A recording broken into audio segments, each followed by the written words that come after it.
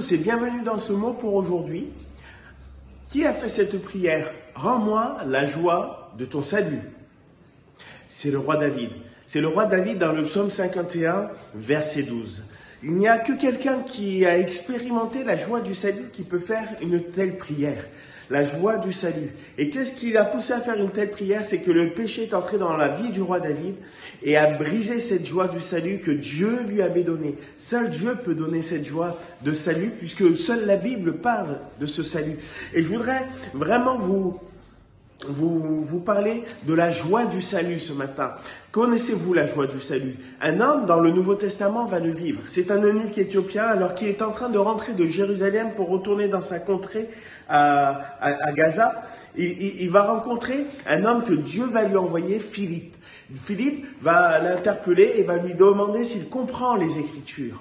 Et il va par là lui expliquer ce que les prophètes avaient annoncé à travers le livre qu'il lisait. Et la deuxième chose, c'était le livre d'Ésaïe, et c'est la deuxième chose, c'est qu'il va emmener de cette lecture la révélation de Jésus-Christ qui était mort quelque temps auparavant, mais qui était ressuscité et vivant, et qui faisait qu'aujourd'hui, une foule de personnes était en train de bouleverser la contrée, le monde, le pays, par la foi qu'ils vivaient en Jésus-Christ. À un moment donné, cet homme, ce ministre, va comprendre les Écritures, va comprendre que en Jésus-Christ, il y a une promesse annoncée d'avance. Qu'est-ce que ça voudrait dire pour nous? Parfois, nous cherchons des choses en Dieu pour des choses que nous désirons, que nous voulons, que nous recherchons pour nous-mêmes. Mais je voudrais vous dire qu'une des réalités des Écritures et qui fait la joie du salut, c'est que Dieu ne vient pas simplement pour bénir ta vie présente, mais il vient te révéler qu'il a accompli une promesse donnée d'avance et qui se trouve dans la Bible. Cette promesse, c'est qu'il viendra pour sauver tous les hommes de l'emprise du péché, du mal, du vice, du malin, afin de pouvoir les mettre dans un lieu de vie, de vérité, de paix, de joie et d'amour et de bonheur, avec un héritage qu'il y aura une délivrance totale et éternelle le jour où il reviendra chercher son Église.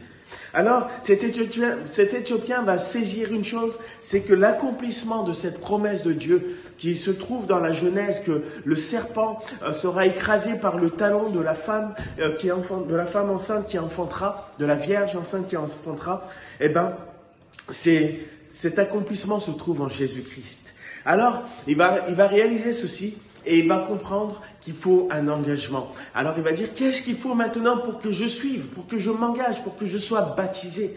Et il va dire maintenant, si tu crois de tout ton cœur, eh ben rien ne t'empêche d'être baptisé. Alors je voudrais vous dire aujourd'hui, il y a 3 éléments que tu dois garder dans ton cœur. La première, c'est qu'il faut que tu comprennes les Écritures, que tu comprennes le message de l'Évangile qui va te révéler Jésus-Christ. La deuxième, c'est que tu puisses saisir à travers cela que Jésus est mort pour toi et qu'il est le seul moyen de pardonner tes péchés. Et quelle joie nous avons eu pour beaucoup de croyants d'avoir un cœur léger, un cœur nouveau lorsque le péché a été pardonné. Et la troisième chose, c'est de le suivre de tout ton cœur. Si tu crois de tout ton cœur, rien n'empêchera que Dieu bénisse ta vie.